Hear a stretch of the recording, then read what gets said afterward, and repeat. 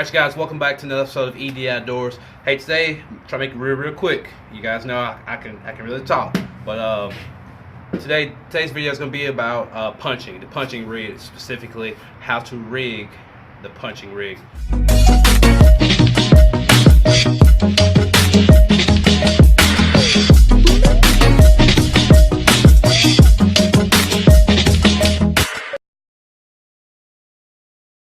Now, the last video I did, I'll provide a link for it up top, but it's from the mystery tackle box.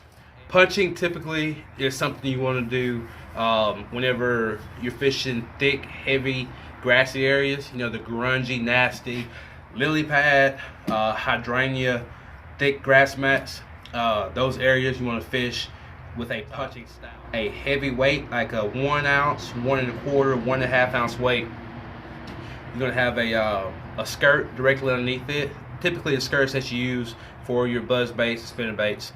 And basically what punching entails, you're fishing these grass mats, and typically whenever it's really sunny out or the sun is directly overhead, you know, beaming down, and bass have pushed off of the edges and they're now underneath the grass, this is when punching is really going to shine. Also, if you're fishing nighttime, punching is going to shine really. All right, first things first, I'm going to go ahead, grab my rod and reel. I have the this is a Abu Garcia bait caster. It is the Black Max. It's a 5-ball bearing. It's a great reel. This is my third one to own because I love it, love the way it feels, and I keep buying these same ones. As far as rods, I have a 7-foot. This is a 7-foot medium heavy, and it's it's made by Berkeley. It's the Berkeley cherry wood. So I have a few items, and again, this all came in my mystery tackle box. I'll provide the link. You guys check that video out. First things first, you're gonna need these are cork savers or cork stoppers, and these little things they're gonna be on your line. And the purpose of those is to keep your weight from going up your line too far, to keep it all together. Basically, you're gonna run your line through, and you're gonna run this little black stopper off of this wire onto your line. Secondly, you're gonna need a heavy weight, or you can go out and get yourself. This here is a I'll show you the package. These are tungsten punching rigs, and they're already pre-set up. And what you get is, if you buy these together, you're gonna get a tungsten bullet weight that already has a skirt attached to it. And then thirdly, you need yourself a flipping hook. And this here is the flipping hook I have. Is a 5-aught. It's a really thick gauge. Lastly but not leastly, you're gonna need some crawfish style baits. I have 2 different types here. These both came in the mystery tackle box already, so I'm gonna try both of these when I go out.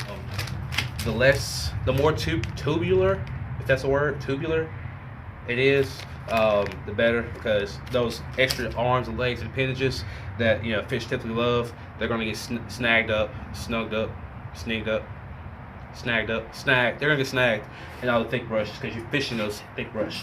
On my rigs, standard, I use I think this happens to be HTO Express, but it doesn't matter. But I use braided line, at least 50-pound test. Sometimes I go up to 55-pound, 65-pound braid, but I always use braid because, for one, when you're fishing a bait cast, braid has no memory. I mean, it has no memory at all. It doesn't, and, you know, it's not stiff and it doesn't get tangled up. So when you cast it, it's a lot easier to cast. And you don't get as many bird nests. You don't get tangled up as much. And then 2, it is absolutely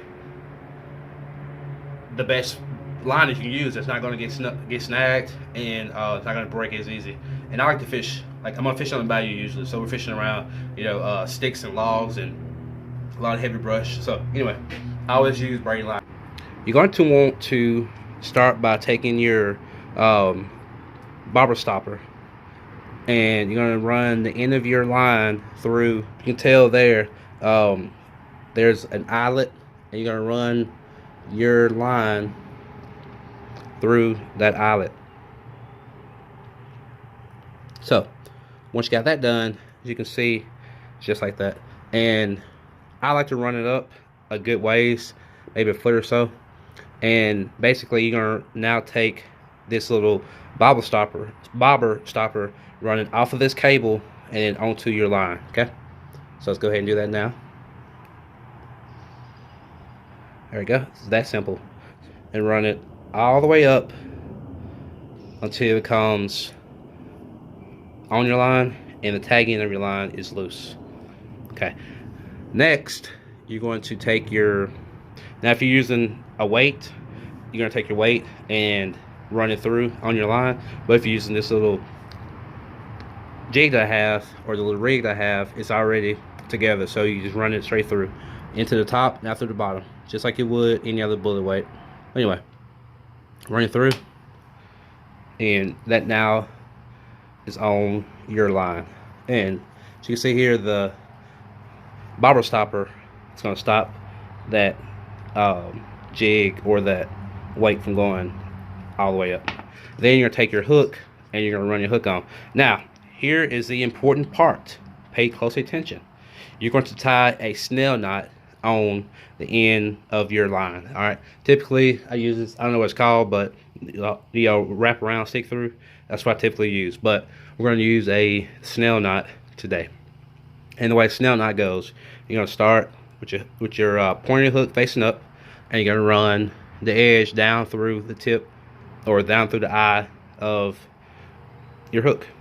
Once you ran this through, all I like to do is create a little loop just right here next to the loop of the hook. Take the tag in, run it back up through the eyelet.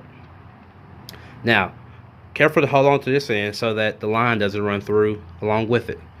Once you run it back up through, pull it tight and wrap this tag in around 4 to 5 times.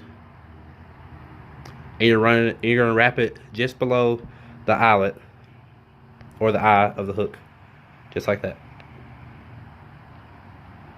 Okay. Focusing, there you go, just like that. So run it through 4 to 5 times. So after you've done that, take the tag in and run it back through that loop that you created. Grab the end of it, and you're gonna pull that snug. Don't pull it tight just yet, just pull it snug. Now you're gonna take this end that's connected to your leader, and you're gonna pull it.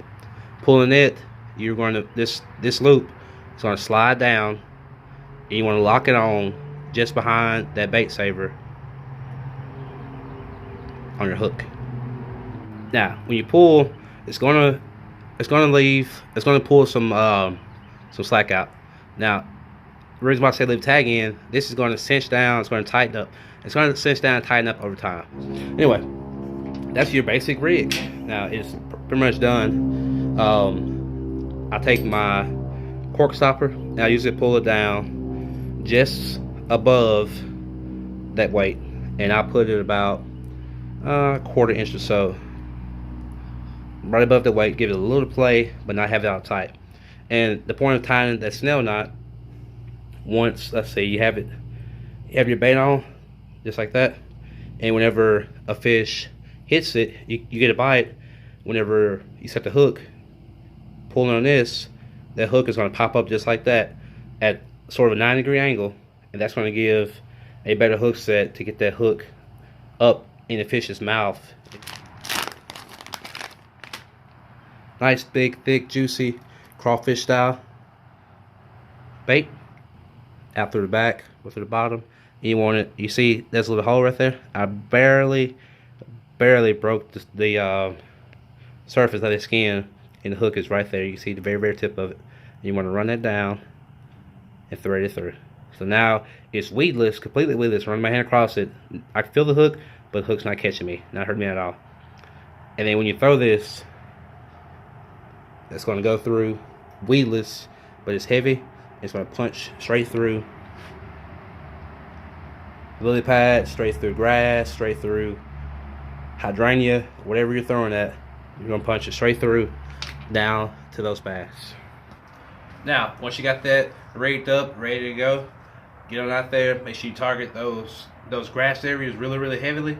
But don't just focus on the grass area, because I mean this looks like, it's like normal jig style, normal crawfish style rig with the skirt and all, and bass will hit it anywhere. Target those grass areas, but hit the outside of grass areas and even work it around docks. Hit every pylon, every nook and cranny of that dock, fishing this style rig. And I mean, I'm gonna hold the top of it, and I'll show you guys whenever you set the hook, boom, that bait's gonna pop up, the hook's gonna pop up, and it's gonna just slam into the roof of the mouth, and you're gonna land a lot more big boys with this rig, with this style of fishing, off in the grass, off in the thing. So, as always, thank y'all for joining me. If you guys liked it, if it was helpful, like, share, subscribe, and stay tuned for more from E.d. Outdoors. Thanks, you guys.